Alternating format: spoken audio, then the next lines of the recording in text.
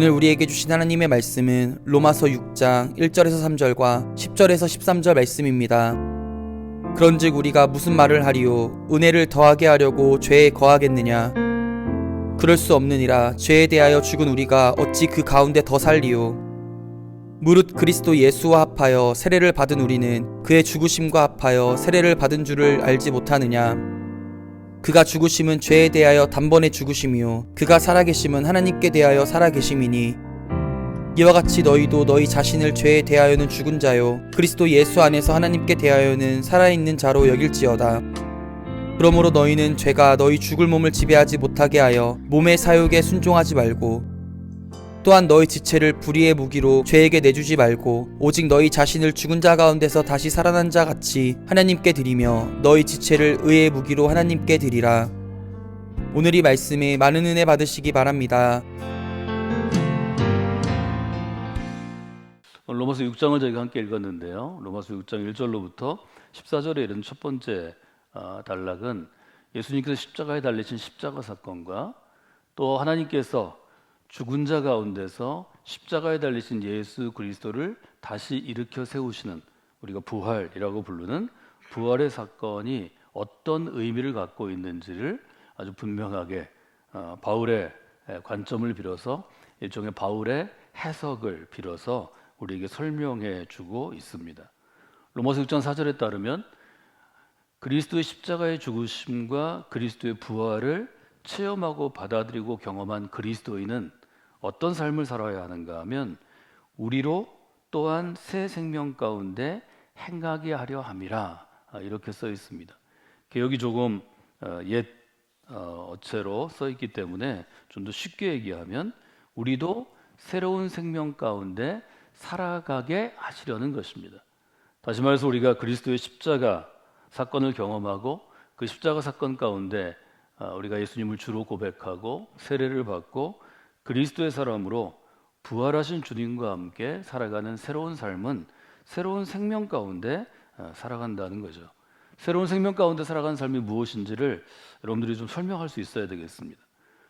내가 그리스도의 십자가 사건을 체험하고 또 십자가 가운데 달려 들어가신 그리스도를 인생의 주님으로 우리가 고백하고 그분을 따라가는 새로운 생명 가운데 살아가는 것이 무엇을 의미하는가 하는 것입니다. 그리스도를 살아가면서 중요한 것은 지금 내가 그리스도 안에서 새로운 생명으로 살아가는가 하는 것입니다.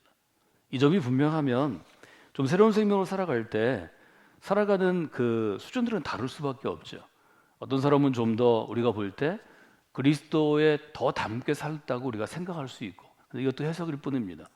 어떤 사람은 아직은 좀 미숙하다 이렇게 볼 수 있는데 이것도 우리의 판단일 뿐입니다. 새로운 생명으로 살아가는 것이 중요합니다.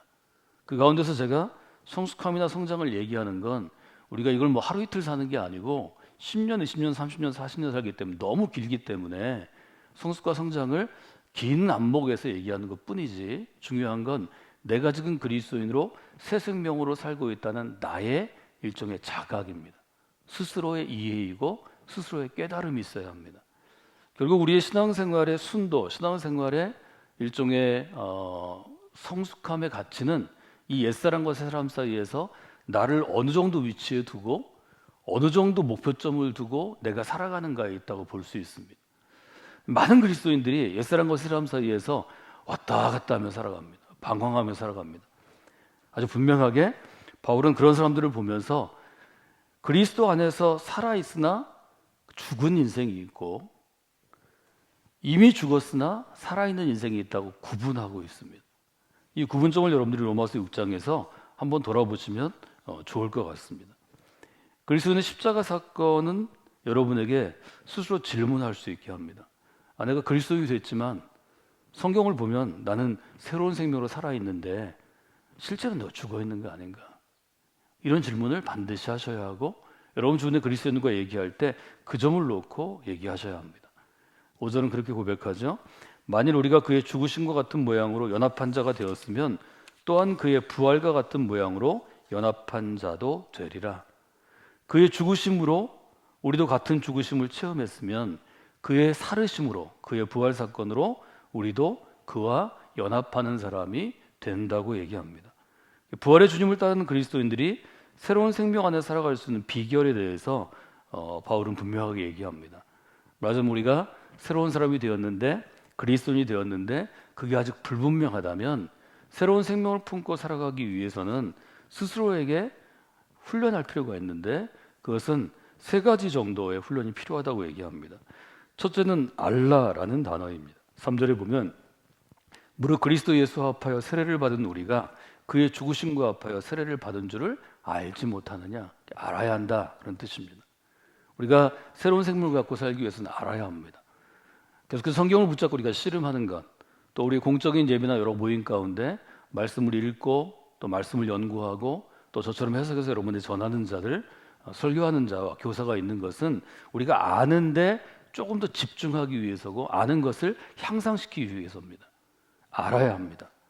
두 번째는 여기라라는 단어입니다. 11절 이와 같이 너희도 너희 자신을 죄에 대해서는 죽은 자요 그리스도 예수 안에서 하나님께 대해서는 살아있는 자로 여길지어다.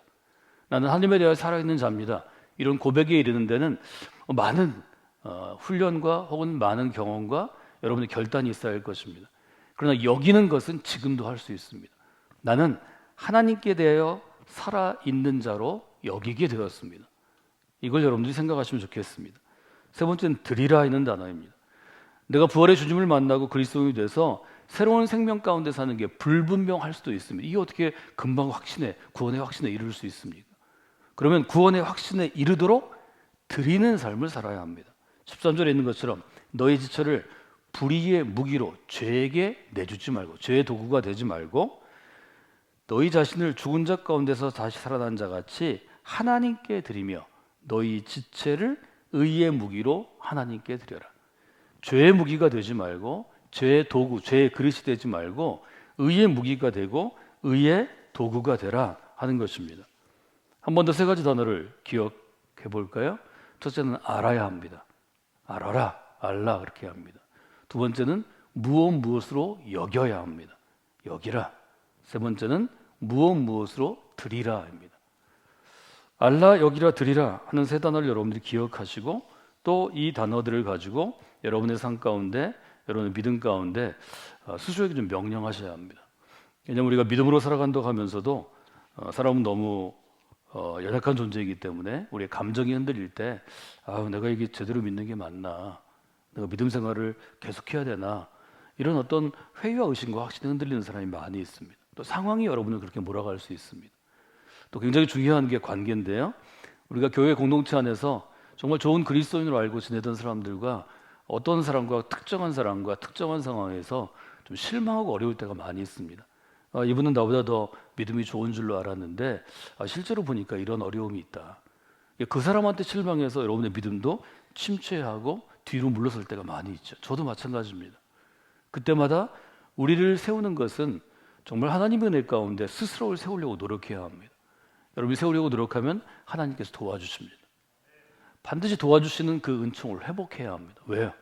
내 신앙이 뒤로 처지면 누구한테 유익한 건가요? 손해는 나한테 오는 것입니다. 우리 모두에게, 공동체에게 오는 것입니다. 제가 예를 들어 성광교회를 섬기는 목회자인데 목사로 부름받아서 있는데 제가 너무 이런 일에 충격과 상처를 많이 받아서 제가 뒤로 물러서서 도무지 목회하는데 마음이 없어졌어요. 여러분을 봐도 보기가 싫어요. 대충 제가 10년 목회한다고 생각해 보시죠. 그 손해와 그 어려움이 얼마나 크겠습니까? 그래서 우리는 그때마다 새로운 마음으로 일으켜 세우기 위해서 노력해야 합니다. 우리가 신앙에 열심을 내는 것은 바로 그것 때문인 것을 여러분이 알고, 혹 여러분 중에 어떤 사람과의 관계로 그런 어려움이 있거나 아니면 여러분 스스로 우리가 무너질 때가 얼마나 많습니까? 야, 내가 예수 믿은 지 30년인데 이거밖에 안 돼. 야, 내가 교회에서 이렇게 일하고 있는데 이 정도 일로 내가 이렇게 흔들려, 내가 이렇게 실수해. 스스로를 공격하는 것도 굉장히 큰 어려움이 될 수 있습니다. 사회적인 비난도 물론 어려움이 될 수 있습니다. 야, 교회 다니는 사람 징글징글하다. 여러분 직장에서 나와 친하게 지내는 동료가 그런 얘기하면 마음이 무너질 때가 많이 있습니다. 야, 너도 정신 차리고 신앙생활 대충 해. 뭘 이렇게 열심히 하냐. 이런 것도 마찬가지죠. 그때마다 여러분들이 스스로에게 이야기하시는 분이 되시면 좋겠습니다. 첫 번째 단어는 알라라는 단어입니다. 알아야 한다는 것입니다. 1절, 2절, 3절을 잘 묵상하시면 좋습니다. 1절에서 3절에 보면 우리가 무슨 말을 하겠습니까? 은혜를 더하게 하려고 우리가 죄에 거하겠습니까? 말하자면 은혜를 더 체험하기 위해서 일부러 죄를 짓겠느냐 하는 말입니다. 이게 유대인들을 조롱하는 일종의 바울의 말입니다. 죄에 대해서 죽은 우리가 어찌 그 가운데, 죄 가운데 또 살 수 있겠느냐? 바울은 아주 분명하게 고백하는데요. 그리스도의 사람이 되면, 특별히 세례받은 자가 되면 죄에 대해서는 죽은 존재가 됐다고 확신합니다. 저는 이것은 중요하다고 생각합니다. 여러분 좀 믿음이 부족해도, 여러분 스스로 내 믿음에 대해 잘 표현할 수 없어도 이미 세례를 받고 성광교회 믿음의 공동체에서 정기적으로 교회에서 예배드리고 하나님을 향해 헌신하는 여러분들은 이미 죄에 대하여 죽은 존재입니다. 이걸 알아야 한다는 것입니다. 이걸 잘 인정하지 않는 것 같습니다. 죄에 대해서 이미 죽은 존재라고 바울은 분명하게 얘기하고요. 이걸 도전합니다. 이게 왜 중요한가 하면 인간은 살아가면서 매일매일 자기가 원해서 실수할 때도 있고 원치 않아서 실수할 때도 있고 누군가 시험에 걸려서 실수할 때도 있습니다. 이때마다 우리를 괴롭히는 것을 우리가 죄의 감정, 죄책감이라고 합니다. 이 죄책감이 우리의 신앙에 엄청난 방해가 됩니다. 그러니까 예수 그리스도를 믿지만 이 죄의 문제나 옛사람의 문제에 여전히 끌려다니면 예수 그리스도를 믿고 우리가 30년, 40년 오래 사는 것인데 이 문제 때문에 우리가 똑같은 삶을 살 수 있습니다. 전쟁은 끝났습니다. 여러분이 이 세례를 받고 예수님을 인생의 주인으로 받아들이는 순간 여러분의 죄의 운명도 끝이 났습니다. 더 이상 우리는 죄의 노예가 아닙니다. 혹 우리는 잘못할 수 있고 실수할 수 있지만 그때마다 명령하셔야 합니다. 죄에 대하여는 나는 이미 죽었기 때문에 나는 죄에 대해서 자유한 사람이 되었습니다.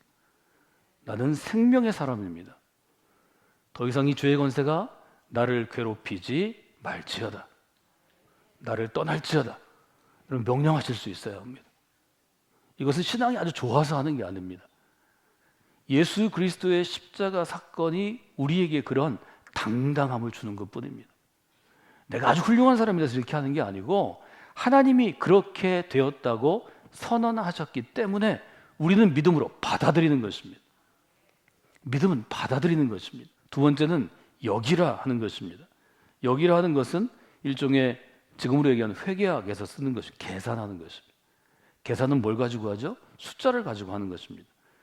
계산을 하라 그러는데 이게 10인 것도 같고 20인 것도 같고 여기에다가 이거 30인 것 같고 40인 것도 같은데 더해보세요, 빼주세요, 곱해주세요. 계산할 수 없습니다. 그런 계산은 없습니다. 계산은 정하는 것입니다. 여기 11개가 있습니다. 이것을 30번 곱하면 어떻게 되겠습니까? 답을 한번 찾아보십시오. 이렇게 할 수 있어야 합니다. 정확히 하고 숫자로 표현할 수 있어야 한다는 것입니다. 죄에 대해서 죽은 것이 사실이라고 진리라고 우리가 받아들이면 십자가 구원의 진리를 받아들이면 이 사실을 알고 생활해야 합니다. 내가 자꾸 잊어버릴 수 있으니까 이 사실을 계속 알려줘야 합니다. 죄에 대하여 죽은 것을 매일 여러분들이 스스로에게 고백하는 이게 신앙 고백입니다. 우리는 그리스도의 십자가 안에서 십자가에 못 박히실 때 죄에 대하여 죽었습니다. 바울이 아주 분명하게 얘기하죠. 그래서 우리는 스스로에게 명령할 수 있어야 합니다. 너의 사람은 이미 죽었어. 예수 그리스도의 십자가에서. 그리고 그 다음에 예수 그리스도의 십자가에서 죽은 그 다음 사람이 걸어갈 새 생명의 삶을 살아가야 합니다. 살아가는데 분명하게 우리가 기억할 것은 드리는 것입니다. 우리의 몸을 죄 짓는 일에 사용하면 죄의 도구가 될 것입니다. 13절 너희 지체를 불의의 무기로 죄에게 내주지 말고 죄에게 내 몸을 내 삶을 주지 말라는 것입니다. 자신을 죽은 자 가운데 다시 살아난 자와 같이 하나님께 드리며 너희 지체를 의의 무기로 하나님께 드리라. 우리 몸을 죄 짓는 일에 사용하면 죄의 도구가 될 것입니다. 그러나 의로운 일에 쓰면 의의 도구가 될 것입니다. 세상을 살아가는 데는 굉장히 소극적인 삶이 있고 부정적인 태도가 있고요.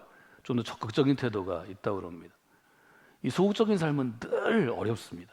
늘 공격받고 늘 자기를 일종의 정죄하고 자기 잘못이라고 생각하고 다른 사람이 위축되기 쉽습니다. 뭘 안 해야 되니까요. 바울이 그랬던 삶을 사는 것 같습니다.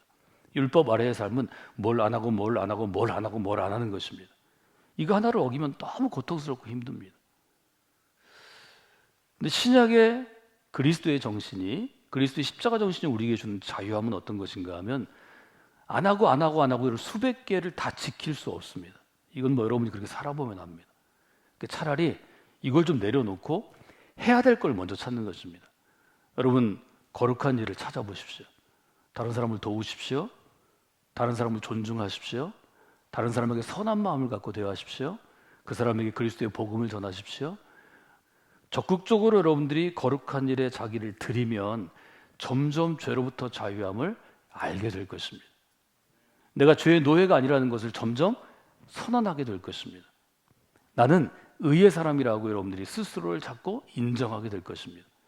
소극적인 삶을 사느냐, 적극적인 삶을 사느냐, 부정적인 태도로 신앙생활을 하느냐, 아니면 긍정적인 태도로 신앙생활을 하느냐는 우리에게 굉장히 다른 면이라는 것을 여러분들 보실 수 있습니다. 저는 여러분들에게 결국 그리스도의 삶이라는 하나님께 쓰임받는 인생이 되는 것이라고 말씀을 드렸습니다.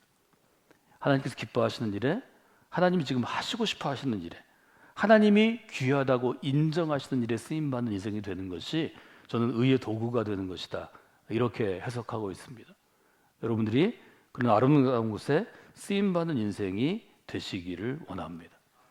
세 가지 단어를 여러분이 가지고 십자가의 그리스도를 체험하고 그분을 살리신 부활의 사건을 경험한 우리들은, 첫째, 우리가 죄의 노예가 아니고 의의 자녀되었다는 것을 인정하고 알고 자꾸 선언해야 합니다. 이거 쉽지 않지만 여길지어다 하는 것처럼 여겨야 합니다. 나는 하나님에 대하여 살아있는 생명입니다. 그리스도 안에서 하나님을 향하여 새로운 생명을 가지고 살아가는 사람입니다. 여러분, 스스로를 격려하시고 스스로를 응원하시고 스스로 일으켜 세우시는 분들이 되시면 좋겠습니다. 그러기 위해서 여러분이 해야 될 일은, 그냥 놔두면 우리의 부족함과 연약함으로 인간은 자꾸 죄 짓는 일에 쓰임을 받기 때문에 의로운 일에, 거룩한 일에, 하나님 기뻐하신 일을 하려고 매일 계획을 세우십시오. 매일 그 일을 하면 죄로부터 점점 멀어지게 될 것입니다. 죄로부터 멀어지는 대신에 하나님께 가까이 나아가게 될 것입니다. 이것이 여러분들 교회 공동체에서 여러 다양한 사역 가운데 반드시 한 가지 사역에는 참여해서 여러분의 삶을 의의 도구로 드리라는 도전하는 이유입니다. 여러분의 삶이 그렇게 살아갈 때 더 복되고 아름다운 삶이 될 줄로 믿습니다. 여러분, 하나님께 쓰임받는 인생이 되셔서 여러분 스스로도 복 있는 인생의 길을 걸어가시고, 교회 공동체나 하나님의 나라 가운데서도 하나님께 쓰임받음으로 하나님의 나라를 좀 벽돌 한 장을 더 쌓는 심정으로 한층 한층 더 올려서 더 견고하게 아름답게 지어가는데 쓰임받는 여러분이 되시기를 주님의 이름으로 축원해 드립니다.